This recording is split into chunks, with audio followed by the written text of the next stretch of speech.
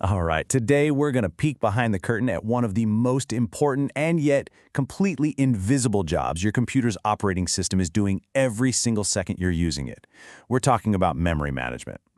I mean, we've all been there, right? You've got a zillion browser tabs open, music streaming in the background, a chat app constantly buzzing. How in the world does your computer handle all that without just giving up? It really feels like magic, but I promise you it's not. It's actually a super sophisticated system, and we're about to break down exactly how it pulls off this incredible feat. So it all boils down to this one fundamental problem. You've got a limited amount of really fast memory, we call it RAM, but a whole lot of different programs that all want a piece of it, right now.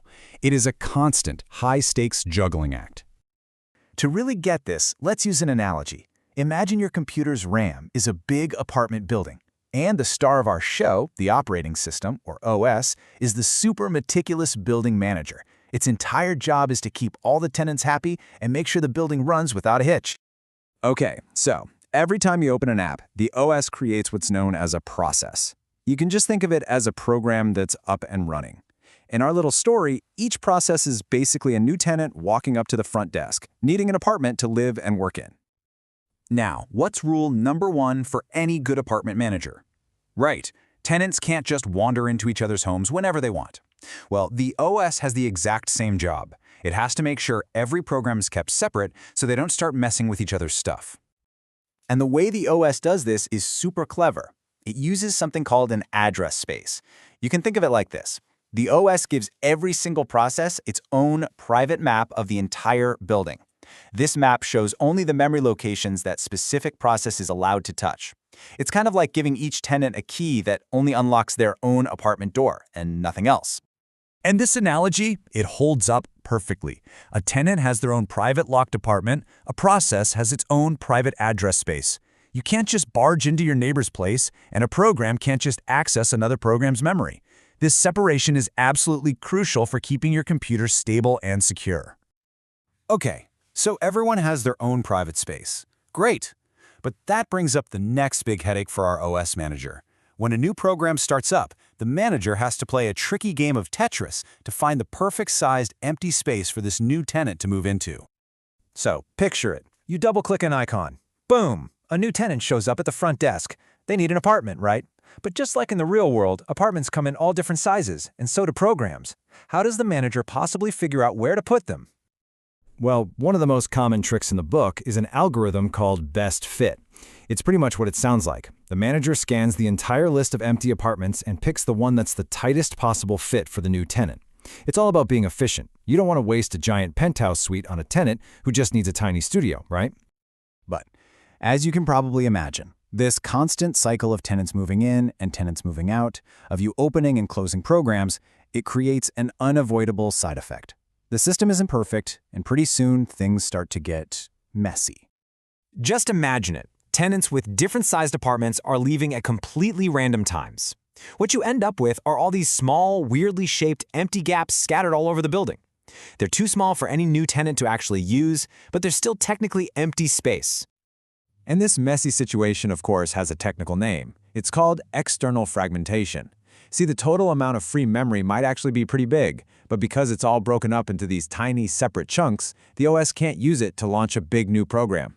The bottom line is, all this fragmentation just wastes your precious RAM. So what is our OS manager supposed to do when the building is full, or at least looks full because of all that fragmentation? Well, this is where the OS pulls out its most brilliant trick of all, creating the illusion that there's way more space than there really is. The no vacancy sign is blinking. You want to open just one more app, but there's no single chunk of room left in the whole RAM apartment building. Our manager, though, not even breaking a sweat. They've got one last trick up their sleeve. And that trick is called swapping. The manager finds a tenant who hasn't been very active lately, you know, that browser tab you haven't looked at in an hour, and it temporarily moves all of their stuff into an off-site storage locker. This frees up their prime, super fast apartment for a new active tenant. In computer speak, the OS moves an inactive process from fast RAM to the much slower but way, way bigger hard drive. This chart really lays it all out, doesn't it? RAM is the apartment building. It's extremely fast, but it's limited in size, and it's for stuff you're working on right now. The hard drive, that's the massive but kind of slow storage locker down the street. It's for everything that isn't needed this exact second. The OS is just constantly shuffling things between the two. The result of all this shuffling is what we call virtual memory, and it is an incredible illusion. It lets your computer run way more programs than could ever physically fit into its RAM at the same time. It's the real reason you can have 50 tabs open and your computer doesn't just instantly crash. But, of course, there is a catch. If you rely on this swapping trick too much, the system can end up spending all of its time just moving tenants back and forth between the building and the storage locker. When that happens, no one gets any real work done. This is a state called thrashing, and you felt it. It's that moment when your computer slows to an absolute crawl because you have way too much stuff open. So let's just bring this all home. What we've been looking at is the incredibly complex and totally vital work being done by the operating system's memory manager. It is truly the unseen hero working tirelessly behind the scenes. So when you think about it, it's constantly doing these 4 key jobs. It's allocating RAM whenever you start an app. It's playing security guard, keeping every program's memory totally separate and protected.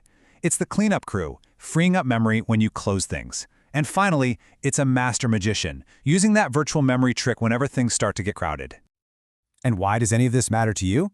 Because all of this constant, careful work is exactly what gives you a smooth, stable, and efficient computer experience. It's what stops a single buggy website from bringing down your whole system. And it's what lets you multitask like a pro. And that really leaves us with one big question to chew on. We are running more complex apps, handling more data, and living in more virtual worlds than ever before. So how will these fundamental techniques of memory management have to evolve to handle the ever-growing demands of our digital future? That is the ongoing challenge for the next generation of operating systems.